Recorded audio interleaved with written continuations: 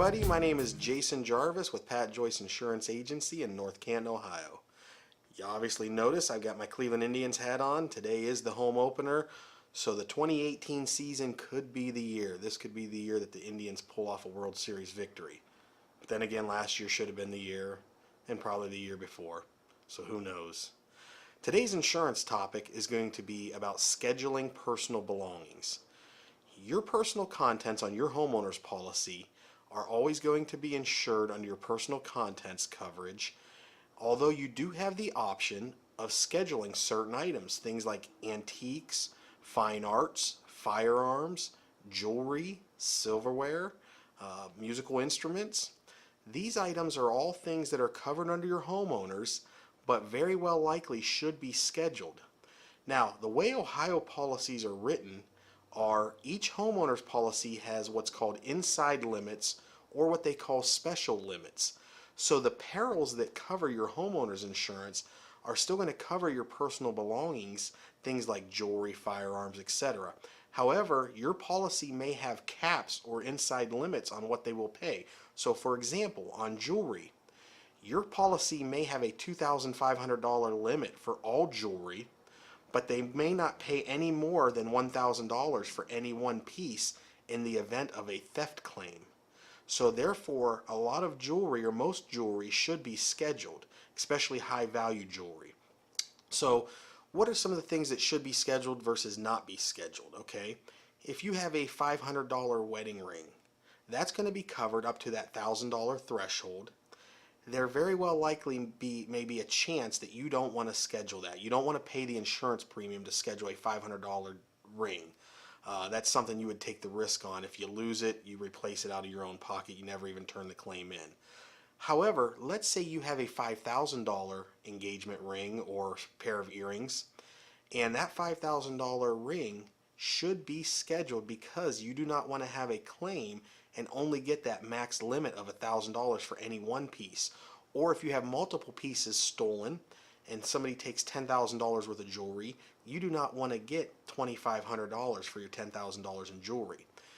Therefore, on things like jewelry or items that are one-off, let's say if you catch the Rajai Davis 8th inning home run ball for Game 7 of the 2016 World Series, that is something you want to get an appraisal on and probably schedule it. If you have things like snow villages or Lungaberger baskets, things where they were made by the thousands or the millions, those types of items you may not want to schedule. You have to get an appraisal on them and they would be insured for that dollar amount. Now certain things may appreciate in value or they may depreciate in value. Therefore, if you're not scheduling them, you would get actual cash value at the time of loss. So on those snow villages, you may get more than what you paid for the item 10 years ago, or you may get less than what you paid. But keep in mind, you were not paying a premium to schedule them and insure them for a particular dollar amount. Now, the reason why you may want to schedule certain items is because when you get that appraisal, you are insuring it for that specific dollar amount. So if you have a $10,000 ring and it has depreciated or appreciated, you are going to get $10,000 or a ring of equal kind and quality to replace the ring that you have lost. But the value would be up to that $10,000 mark. A lot of people will schedule items that maybe shouldn't be scheduled because they could appreciate, and you're actually doing yourself a disservice. So for example, if you have a painting that you paid $8,000 for and 10 years goes by and that painting has now appreciated and the value of it at the time of loss would be $12,000, if you're still insuring it or scheduling it for $8,000, you've actually done yourself a disservice. So it's very important to keep up on your appraisals, and it's very important to determine whether you want to schedule an item or just cover it under your regular homeowner's policy.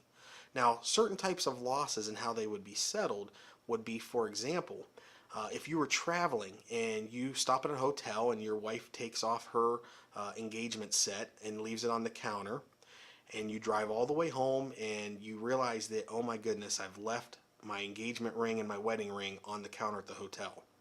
Well, unfortunately, something like that would not be a normal covered peril under your homeowner's policy. You know, neglect on your part or forgetfulness is not a covered peril. However, on scheduled items or scheduled jewelry, one of the most important coverages is mysterious disappearance. Therefore, you could turn that claim in, and that would be a covered claim of leaving that jewelry on the counter.